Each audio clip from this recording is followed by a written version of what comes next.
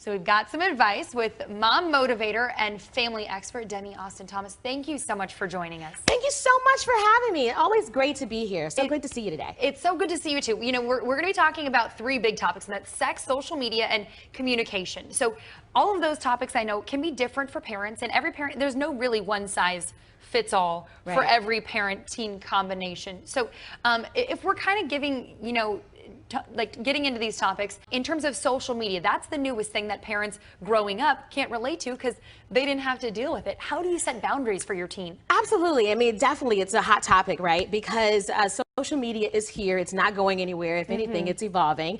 And as parents, we're trying to, as in my generation, we're trying to catch up and figure out what's on trend because this fad is just evolving daily. Boundaries really are going to really be with the parent. You know, you have to create balance and you have to create boundaries.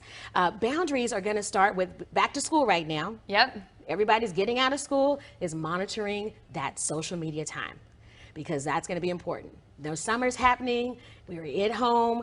Who's doing homework? Or are we screens on teens are scrolling the internet? And I'm sure teens carry that habit into the school year. Absolutely. And for parents, what you have to do is you have to set the expectations and you have to create those boundaries. A lot of times it's kind of hard to do because you don't know when your child is on social media. And this is an opportunity now for you to be able to lay the groundwork to say, you know what, when you get home, you're only going to spend 2 hours on social media and because that's their time to veg out. And then we're going to start on homework. And then we're going to get to the table. We're going to have some family time because who's doing family time now? Right. Nobody, because everybody's scrolling. Everyone's glued to their phones.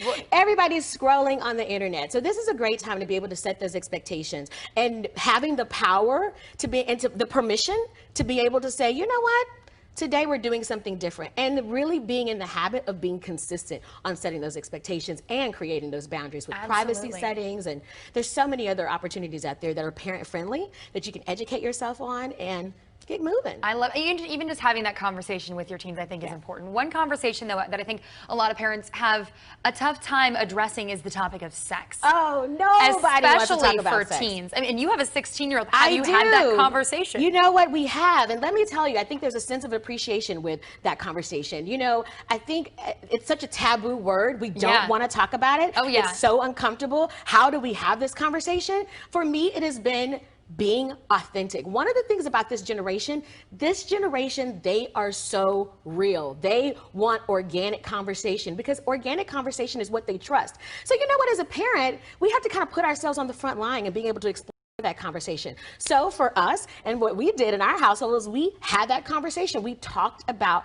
our experiences with sex, whether good, bad, or indifferent. Talked about our values. We talked about our beliefs. We talked about all the consequences behind them, whether they were lessons of good lessons or bad. Here's the thing. You talk about it. Give yourself permission to talk about the experience. Now, here's the thing.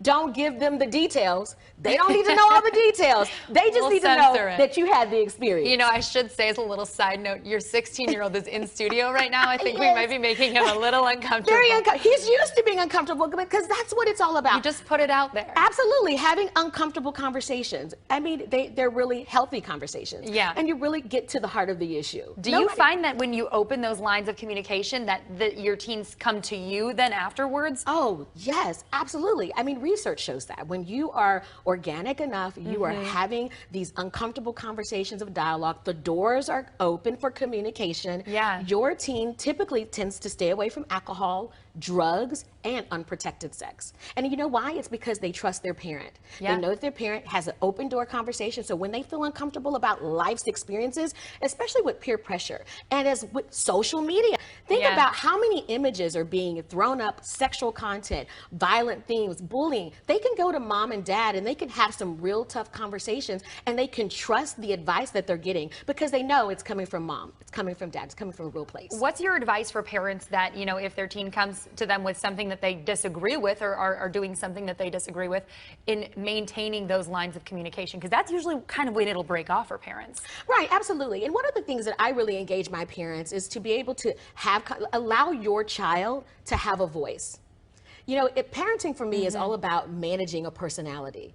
But how do you actually get to know someone in that personality when you're building a relationship? And so when you are building that relationship, you give permission. You almost give a sense of validation to your teen to be able to have that conversation and to talk about some of their questions that they may have. Get their perception. It's just not about you. It's about them. Invite them into the conversation and empower them with their voice. I feel empowered just having Yes. this conversation. I hope a lot of We're parents empowered this morning. Yes, I Yes. hope a lot of parents are taking notes this morning. Well, thank you so much for chatting with us. Absolutely. We're going to have a link to her website as well as the segment we'll post on our website at fox4news.com.